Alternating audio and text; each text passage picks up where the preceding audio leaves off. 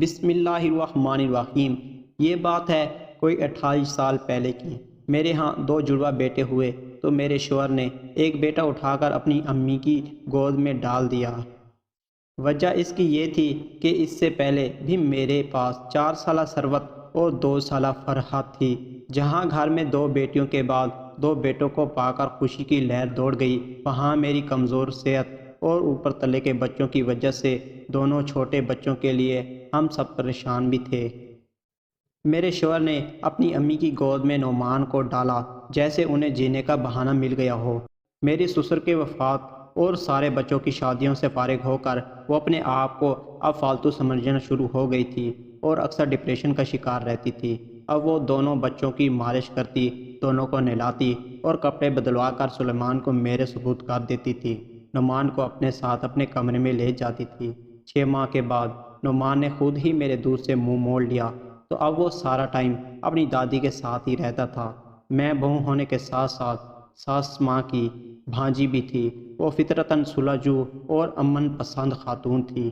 ہمارے آپس کے معاملات بڑے ہموار تھے، لیکن اوپر تلے کے بچوں نے مجھے چڑچڑا اور غصیلا بنا دیا تھا۔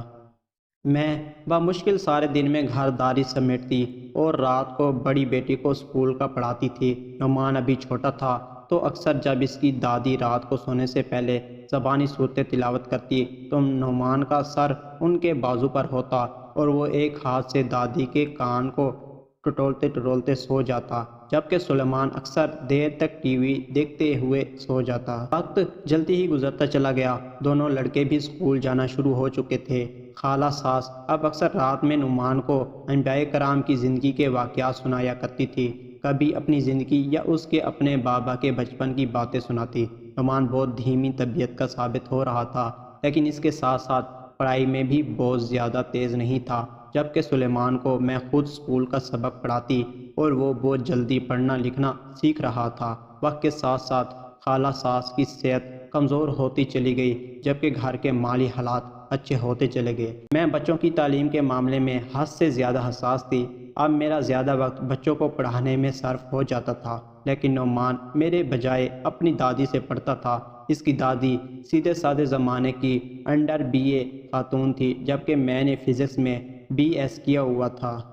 5ویں جماعت تک دادی نے اسے اردو، انگریزی، معاشرتی علوم اور جنرل سائنس میں طاق کر دیا، لیکن الجبرا، جیومیٹری، حساب وغیرہ میں نعمان کافی کمزور رہ گیا۔ میری اپنی ساس کے ساتھ کبھی اختلافات نہیں رہے تھے، لیکن اب نعمان کی تعلیم کی وجہ سے مجھے ان سے کچھ چڑ ہوتی جا رہی تھی۔ جتنی میں زیادہ وہمی تھی بچوں کی پڑھائی کو لے کر، اتنا ہی وہ بچوں کو تعلیم سے زیادہ اچھا انسان بنانے کی بات کرتی رہتی تھی۔ مجھے سمجھ نہیں آتی تھی کہ آج کے دور میں کوئی بھی بچہ سائنس کی پڑھائی یا کسی پروفیشنل ڈگری کے بغیر کیسے کامیاب انسان بن سکتا ہے۔ جن دنوں دونوں بھائیوں کے میٹرک کے پرچے قریب تھے، ایک دن دونوں بھائیوں میں کچھ بحث ہوئی اور نعمان دادی کے گلے لگ کر رو پڑا۔ اس نے دادی سے سلیمان کی یہ شکایت کی کہ وہ اسے حساب کے سوال نہیں سمجھاتا اور اپنے حل شدہ پرانے پرچے اس کو دیکھنے کے لیے نہیں دیتا تاکہ وہ اپنی غلطیاں ڈھونڈ کر انہیں دور کر سکے۔ جب میں نے سلیمان کو سمجھایا کہ بھائی کی مدد کیوں نہیں کرتے تو اس نے جواب دیا کہ میں اپنی کلاس میں کسی کو بھی اپنے کاپیاں یا حل شدہ پرچے نہیں دیکھنے دیتا۔ میں نے بڑی محنت سے اپنا کام کیا ہوتا ہے، یہ بھی اپنا کام محنت سے خود کریں اور مجھ سے کوئی امید نہ رکھیں۔ تب بچے چھوٹے ہی تھے، اس لیے میں نے زیادہ نوٹس نہیں لیا۔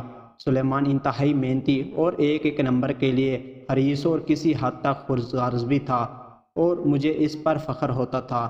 FSC کے بعد سلیمان انجینئرنگ یونیورسٹی میں چلا گیا، جبکہ نعمان کے نمبر کم تھے تو اس نے سادہ پولیٹیکل سائنس میں گریجویشن شروع کر دی۔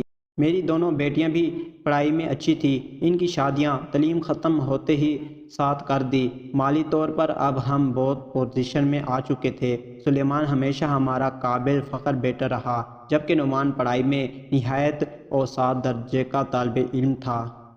انہی دنوں خالہ ساس کو فالج کا اٹیک ہو گیا۔ اب میری صحت بھی اچھی نہیں تھی، لیکن نعمان نے میرا ساتھ بیٹیوں سے بڑھ کر دیا۔ ہر روز صبح دادی کا منہ ہاتھ دھلوا کر انہیں ناشتہ کروانا اور ایکسرسائز کروانا اس نے اپنے ذمہ لے لیا تھا۔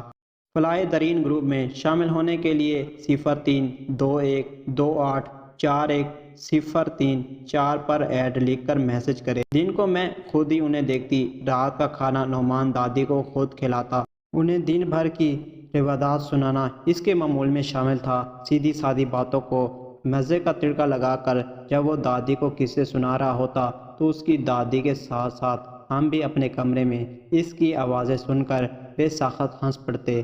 خالہ ساس گئی، میں نے، میرے شوہر نے اور نعمان نے بہت خدمت کی، لیکن 1 سال کے اندر اندر وہ چل بسی۔ وقت کچھ اور آگے سرکا۔ سلیمان کی انجینئرنگ مکمل ہو گئی تو اس نے مزید پڑھنے کے لیے باہر جانے کی ضد لگا لی۔ میرے شوہر کے پاس جو جمع جتا تھا وہ انہوں نے نکال لیا۔ یہ عقل مندی کی کہ دونوں بیٹیوں میں برابر رقم تقسیم کر دی۔ سلیمان جلد ہی پڑھنے کے لیے امریکہ سدھار گیا۔ وہیں اس نے کچھ عرصہ پہلے اپنی پسند کی انگریزن لڑکی کا ہمیں بتایا اور اب اس کی شادی کو 3 سال ہو چکے ہیں۔ اللہ نے انہیں اپنی رحمت سے نوازا ہے۔ اب اس کا فیصلہ ہے کہ ہم نے ادھر ہی رہنا ہے، اور میں یہ سوچ کر پریشان ہوتی ہوں کہ آنے والی نسل کا کیا بنے گا۔ نعمان، جو زندگی کے کسی دور میں قابل فخر نہیں رہا، نہ ہی لوگوں نے اسے کبھی اپنے بچے کے سامنے ایک مثال کے طور پر پیش کیا۔ اس نے اپنے والد صاحب سے ملی ہوئی رقم کے ساتھ چھوٹا سا اسپیئر پارٹ کا کام شروع کیا، جو کہ دیکھتے ہی دیکھتے چل نکلا۔ اللہ نے اس کا ہاتھ پکڑ لیا اور اس کا کام دن دگنی رات چگنی ترقی کر رہا ہے۔ اس کے ایک سے زیادہ کام ہے اور ہر جگہ پر کامیابی اس کے قدم چوم رہی ہے۔ آج اس کا کام پاکستان سے باہر تک پھیلا ہوا ہے۔ جب وہ اپنے کاروبار کے سلسلے میں پاکستان سے باہر جاتا ہے تو وہاں بات چیت کے لیے ایک ترجمان اس کے ساتھ ساتھ ہوتا ہے۔ اس کی شادی میں نے اپنی نند کی بیٹی سے کی، وہ بھی اللہ کی نیک بندی ہے جس کے پاس بے تحاشا مال دولت ہے، لیکن وہ ایک بڑی متوازن زندگی گزار رہی ہے جس میں اچھا لباس، اچھا کھانا پینا، اس کا اپنا حلقہ احباب، ملازمین سے محبت، عاجزی اور غریب پروری شامل ہے۔ بچوں کو بزرگوں کی دعائیں اور ان کی معصوم سماعتوں میں راحتوں کی تلاوتیں کبھی ضائع نہیں جاتی۔ آج میں سوچتی ہوں کہ زیادہ ڈگریوں سے اور زیادہ قابلیت سے یا زیادہ اچھی تربیت سے اور زیادہ اچھے انسان سے میں نے کس سے کچھ کھویا، میں نے کس سے کچھ پایا۔